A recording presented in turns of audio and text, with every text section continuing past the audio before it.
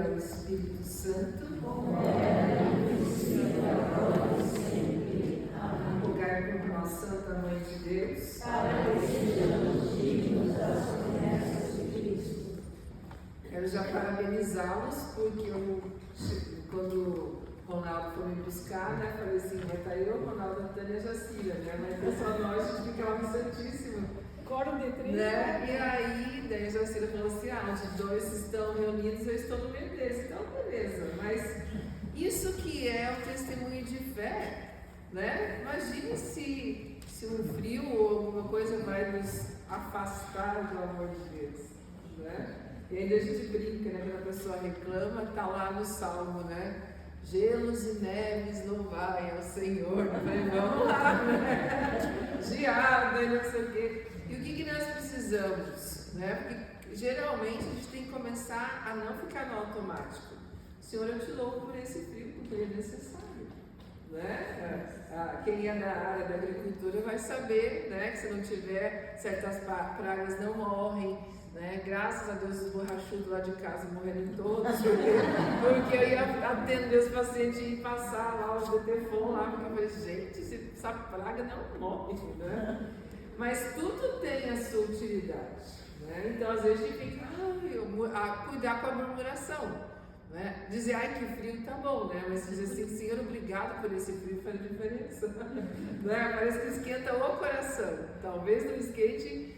E aí a gente começa com o tema desta noite, e assim, providencialmente, o santo desse dia, né? Que é um santo polonês, São Maximiliano Kolbe, soube entender perfeitamente o que significa dar a vida, né? Hoje, gente, como é rica a nossa liturgia. Se você quer ser uma pessoa aprofundada na palavra de Deus, pegue a liturgia diária, porque você vê as leituras de hoje e as antífonas tem tudo a ver com o santo de hoje, porque uma das antífonas vai dizer assim, né?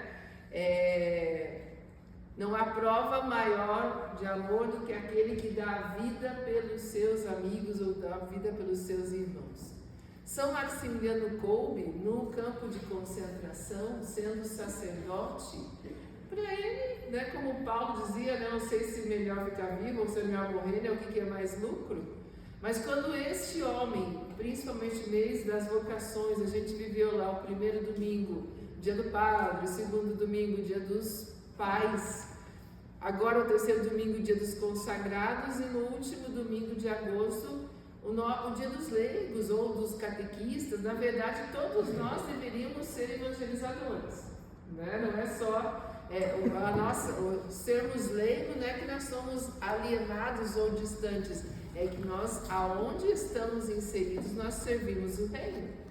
Na empresa, se você no trabalho que você realiza, por mais simples que você seja, o seu trabalho, ou mais abastado que seja o seu trabalho, tanto mais você é chamado a ser testemunha.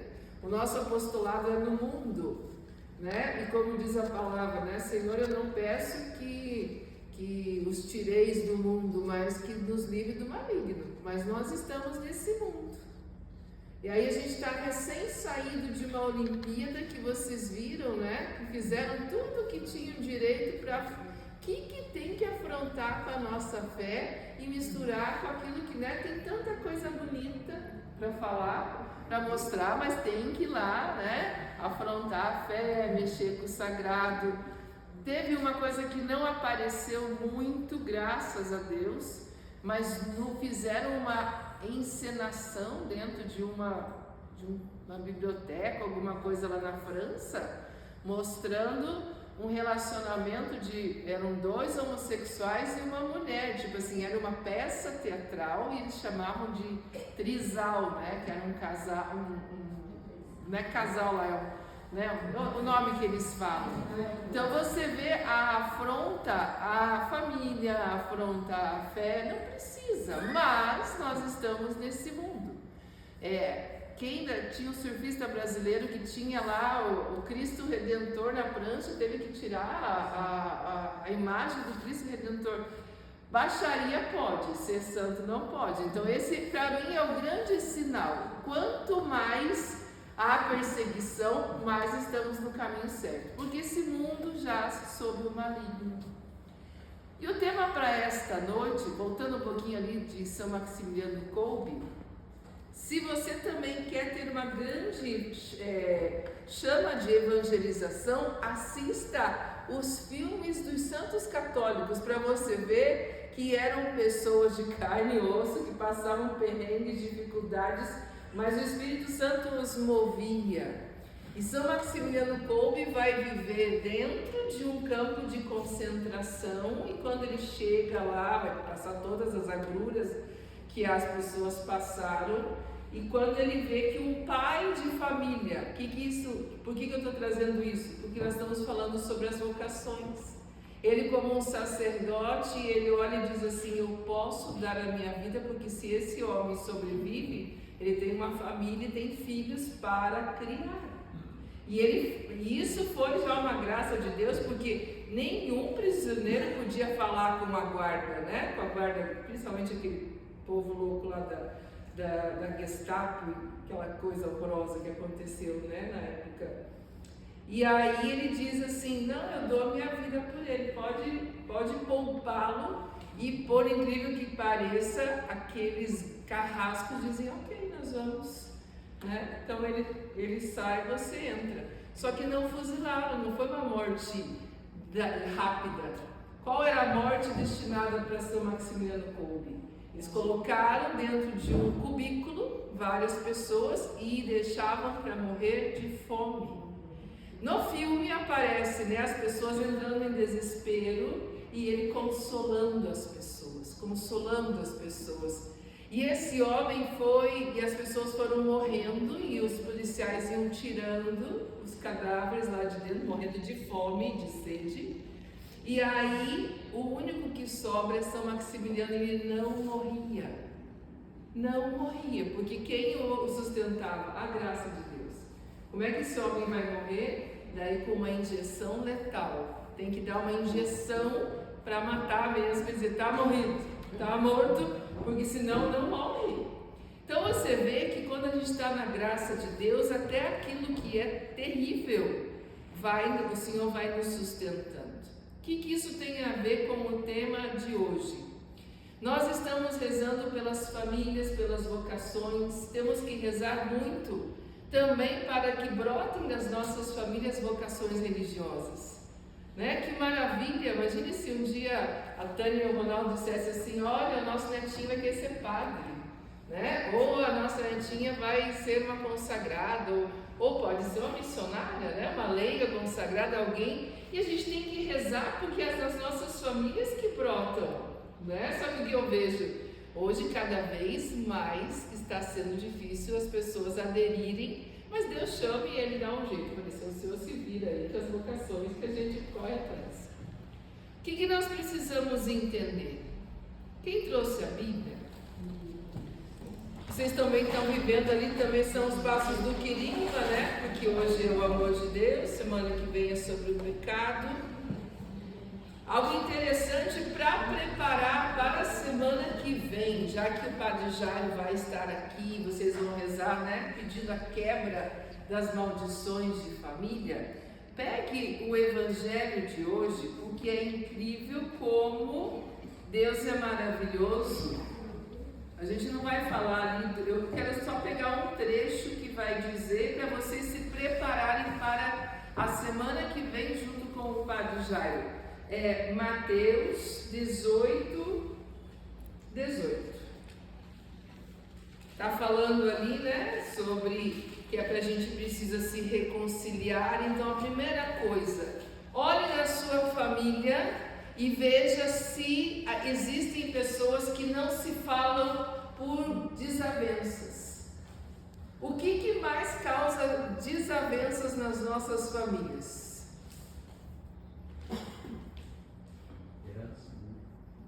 Herança. Vocês já viram assim, né?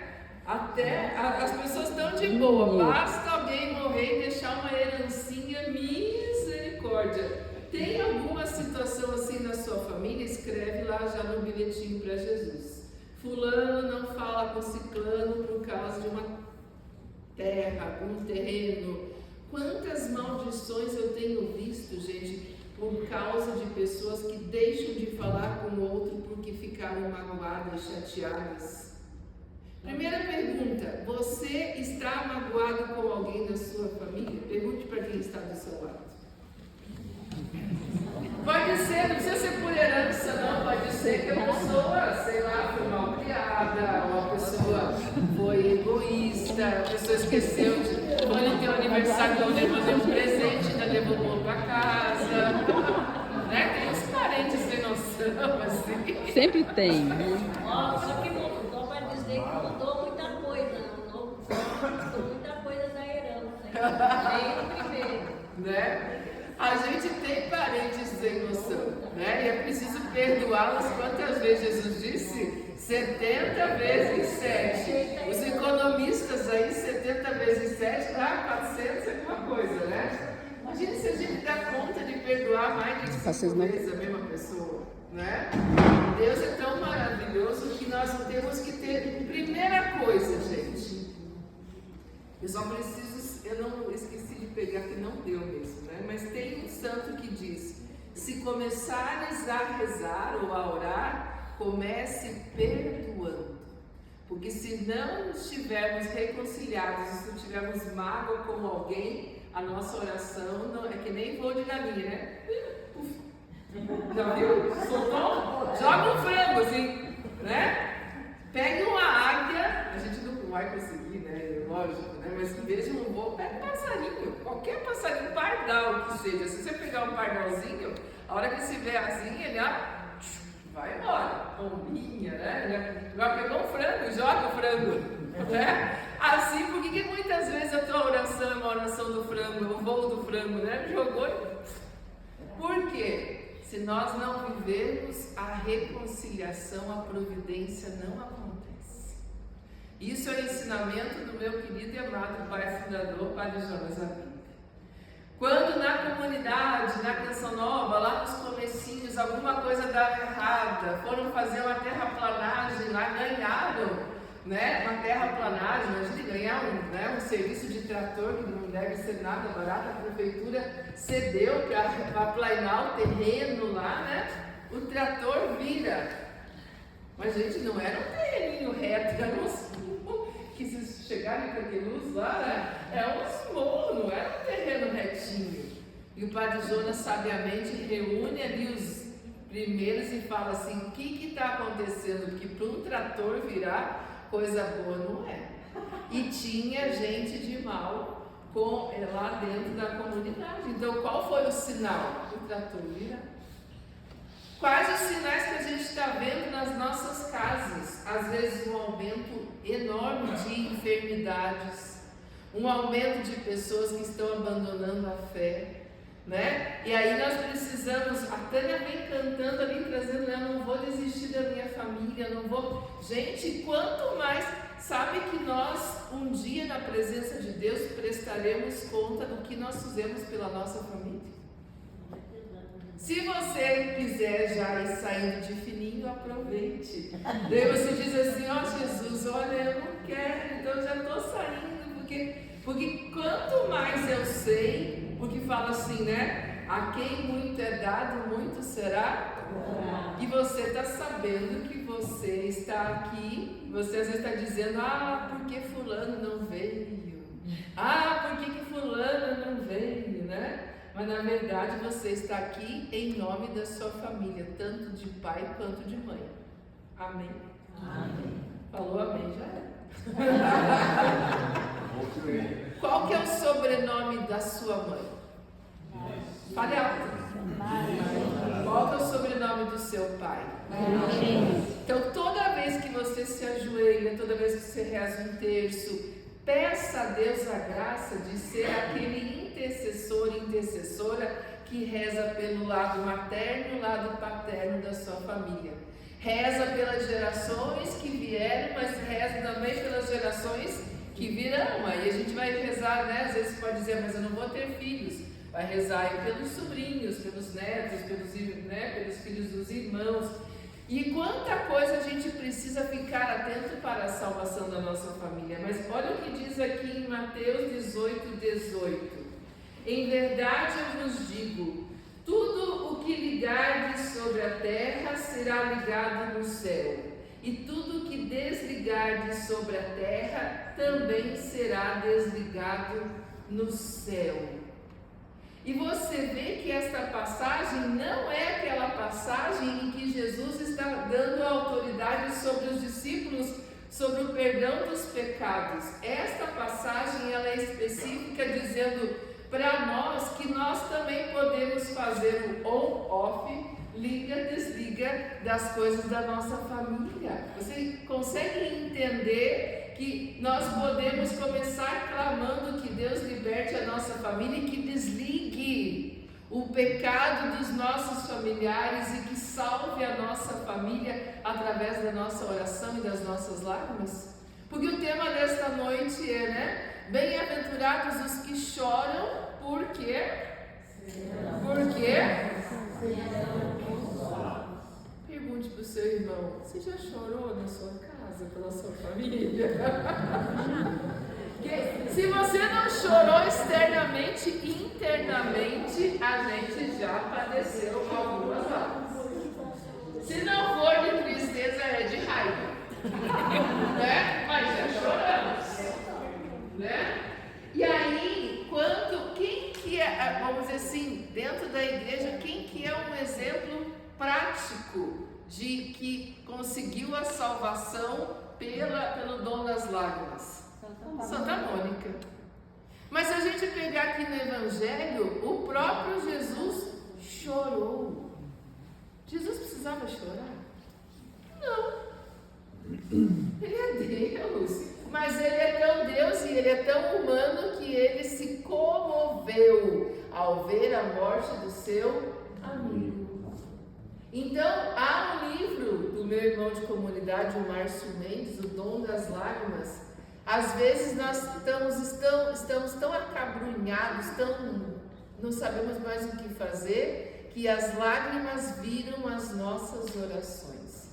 Esse padre maravilhoso que estará aí convosco esse final de semana, o padre Jorge, tem um livro lindíssimo. Não jogue fora suas lágrimas. Gente, se você não conhece o padre Jorge, não é mais um retiro. Esse homem vive o que prega. Esse homem cuida da família. Eu não lembro se é da mãe ou da irmã que ele cuidou, né? Da irmã. Esse homem, tudo que ele falar, você pode dizer amém, porque ele não estava assim, sabe, de batina, teretetê pra cá, pra lá, e assim a família que se dando, ele estava cuidando da família. Ele chorava, né? E ele cuida da sobrinha agora. É uma pena que eu vou estar em Joinville, mas eu tinha até marcado, falei, eu quero estar, porque faz tempo que eu não vejo o padre Jorge. Mas o livro dele, gente, às vezes a lágrima tua não é uma lágrima ali visível, mas quantas vezes a gente está com o coração apertado, acabrunhado. Outro exemplo bíblico de que chorou amargamente, e aí não diz na Bíblia, mas diz os evangelhos apócrifos, que Pedro, depois de ter negado Jesus, chorou tão amargamente que fizeram como que valetas aqui ao redor dos olhos, do tamanha dor que ele sentiu de ter traído o mestre e ter deixado cumprir a profecia. Quando ele chegou e falou assim, eu vou dar a vida por ti, daí Jesus vai dizer, antes que o galo cante 3 vezes, você me negará.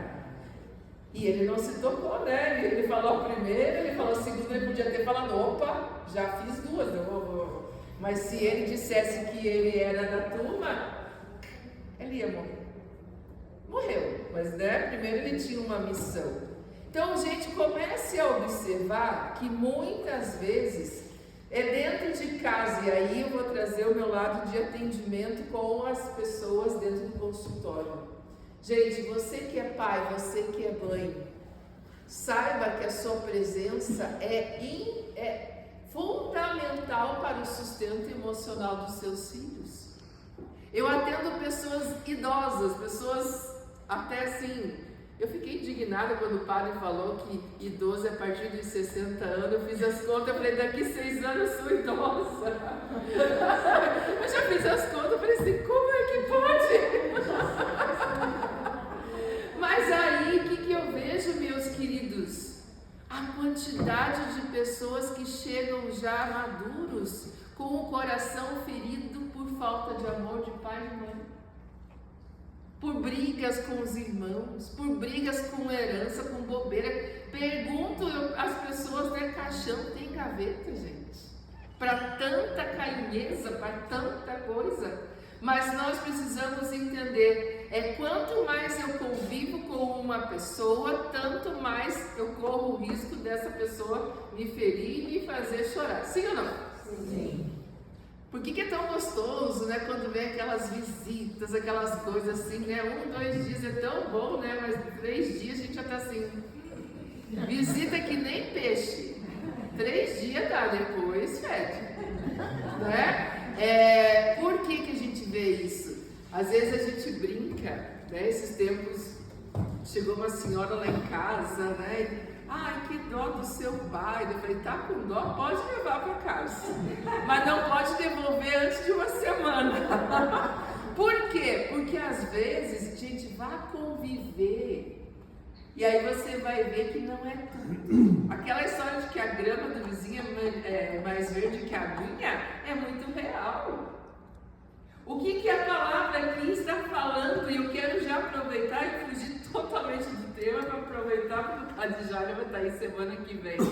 O que vocês ligarem aqui na terra será ligado no céu, e o que vocês desligarem. Esta semana, meus irmãos, se preparem para desligar as coisas malignas, malévolas e terríveis da sua família e unam aquelas pessoas. Observem pessoas que estão desunidas, observem pessoas que estão abandonadas. Olhem, peça ao Senhor, Senhor, há alguém da minha família a quem eu deva visitar? Principalmente, gente, os idosos. A solidão dos idosos é a maior causa de depressão. Os jovens se viram, mas os idosos, os acamados ninguém quer ir, né? Porque, né? Eu vejo muito claro as pessoas. Você não precisa às vezes ir lá no idoso, trocar o idoso, mas ajudar quem cuida de uma pessoa idosa ou de uma pessoa adoecida, a gente também merece. Faz um bolo, faz uma coisa gostosa. Olha, você não quer ir tirar uma tarde para ir para um parque? Eu fico aqui cuidando da tia, né? Eu dou as pessoas. Gente, hoje em dia, as pessoas, a família, se for para festa, tá cheio, mas convida alguém, sim, pode vir alguém cuidar aqui, dormir com o vô, não precisa nem trocar fralda. É só ficar junto. As pessoas não querem mais. Vamos pegar a passagem que está lá, que é maravilhosa, porque Deus é amor. A gente vai lá para João. Toda vez que alguém falar sobre o amor de Deus, gente, é São João. São João na sua juventude, para você ver, aí vocês, nós quase idosos e vocês idosos, vocês idosos e nós quase idosos e nós maduros, a cada ano que passa nós devemos ser mais homens e mulheres de fé. Sim ou não? Sim. Então fale para quem está do seu lado, que você seja a pessoa com mais fé e mais oração e mais fervor até o último dia da sua vida.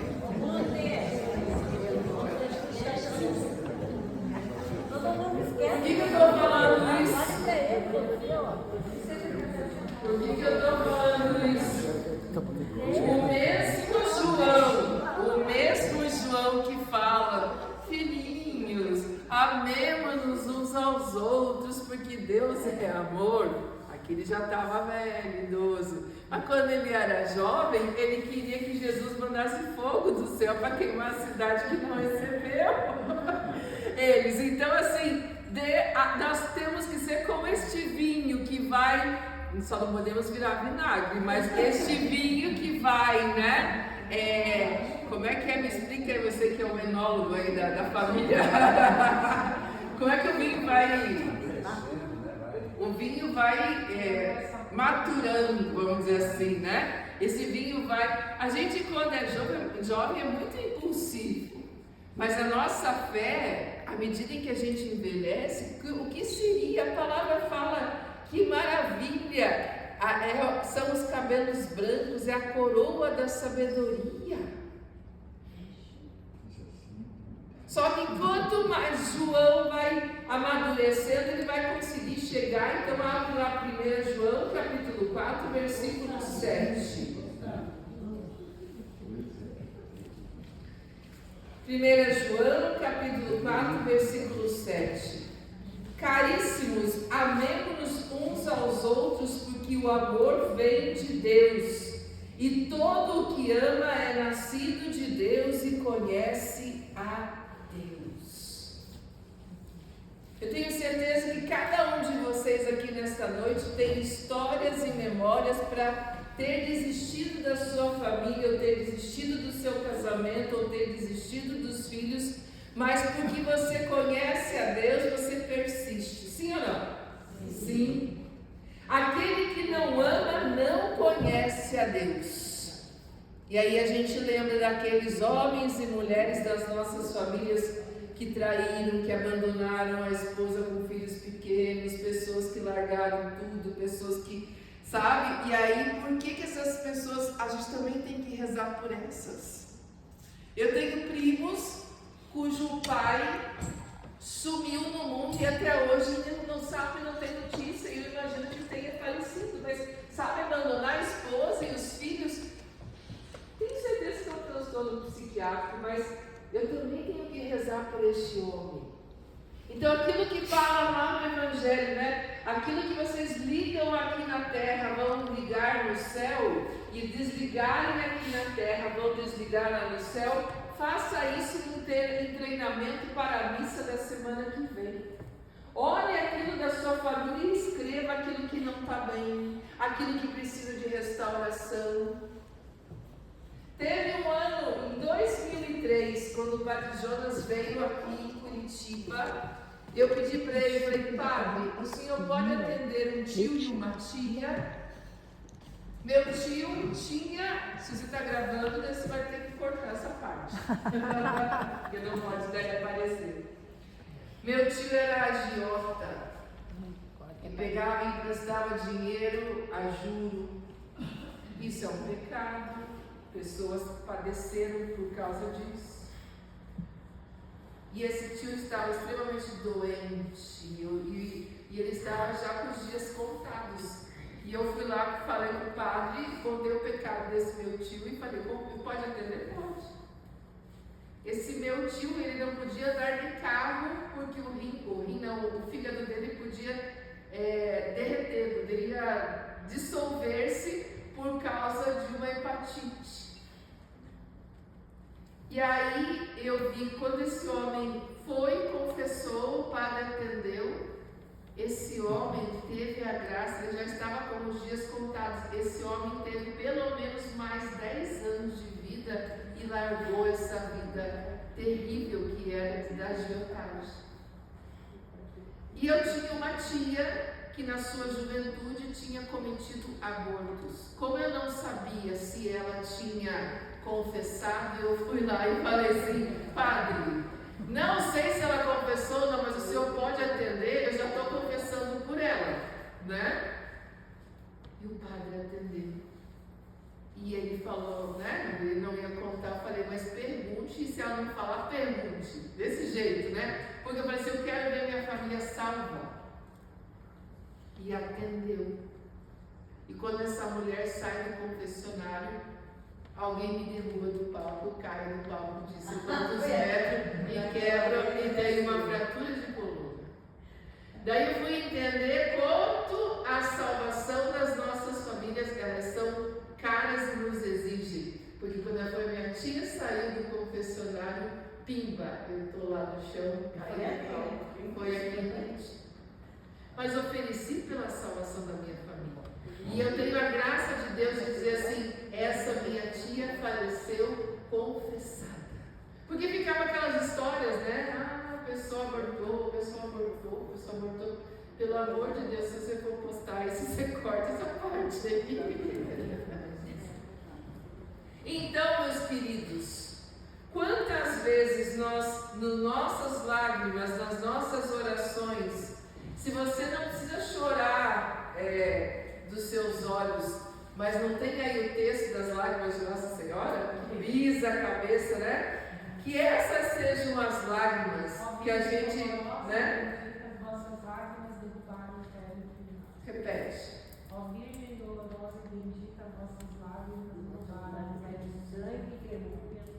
E é este que seja estas, nem que seja essas contas de lágrimas para a salvação das nossas famílias. Porque o amor de Deus faz com que a gente ame aqueles que mereçam, mas principalmente aqueles que não merecem. Quantas vezes o Senhor me diz, você vai na casa de tal pessoa e fala, Senhor, precisa mesmo, mas eu vou, por amor a Ti eu vou. Na casa daqueles que estão mais perdidos da minha família, eu vou. Na casa daqueles que não vão na igreja, eu vou. Né? Porque você ir na casa de pessoas que vão na igreja, que adoram, isso que é maravilhoso. Mas é na casa daqueles que ninguém vai que a gente precisa ir. Aquelas pessoas que ninguém procura, é esses que precisam da salvação. É a casa onde ninguém reza, que seria bom você e eu chegarmos e rezar antes ali do café. Tá todo mundo já sentado na mesa, pegando o pão. Esses dias aconteceu lá em casa, né? Chegaram os parentes, já sentaram. Quando o cara foi pôr a mão, eu falei, só estava esperando. Eu falei, então vamos rezar, pessoal. Né? E aí não temos vergonha. E quem chega lá em casa sabe que a gente reza antes das orações, das refeições. Então o povo já chega. Então, meus irmãos, se for necessário chegar até as lágrimas para a sua salvação e a salvação dos seus, derrame as lágrimas. Se você não é uma pessoa emotiva, clame as lágrimas daquela que tudo pode para combater o dragão infernal. Mas acima de tudo, a gente vai, já está na hora, já acabou aqui meu horário, mas lá no Antigo Testamento, quando a mãe de Samuel, se você até pode pegar em casa lá, né? 1 Samuel, capítulo 1, né? E aí tinha o sacerdote que tinha duas mulheres, uma tinha filhos e a Ana não tinha, e a Ana chorava copiosamente e o marido dizia assim, Ana, por que choras? Por que não comes? Por que estás triste? Não valho eu mais para ti como 10 filhos? Ana levantou-se depois de ter comido e bebido. Ana, profundamente amargurada, orou ao Senhor e chorou copiosamente e fez um voto dizendo, Senhor dos exércitos, se vos dignardes olhar para a aflição de vossa serva e vos lembrares de mim, e daí foi pedindo, né? E se me deres um filho varão, eu o consagrarei ao Senhor. Você vê o poder de uma oração regada às lágrimas. A gente vai ver que Jesus chora, Pedro chora, Nossa Senhora se derrama em lágrimas, e é necessário que nesta noite nós já nos preparemos para que a graça e esse amor de Deus façam com que nós não desistamos das nossas famílias e nem daqueles que o Senhor nos dá como família do coração, os amigos. Fique em pé, levante os seus braços e já entregue ao Senhor Jesus o que nesta semana o Espírito Santo vai te trazer como fonte de oração. O que é que nós vamos ligar pela nossa oração, pela nossa consanguinidade, pelo nosso laço de sangue? O que nós vamos ligar na nossa família entre céu e terra e o que nós vamos desligar? É incrível como a gente vê coisas que se repetem, meus irmãos. E eu não estou nem falando de questões espirituais. Eu vejo no consultório coisas que se repetem de geração em geração.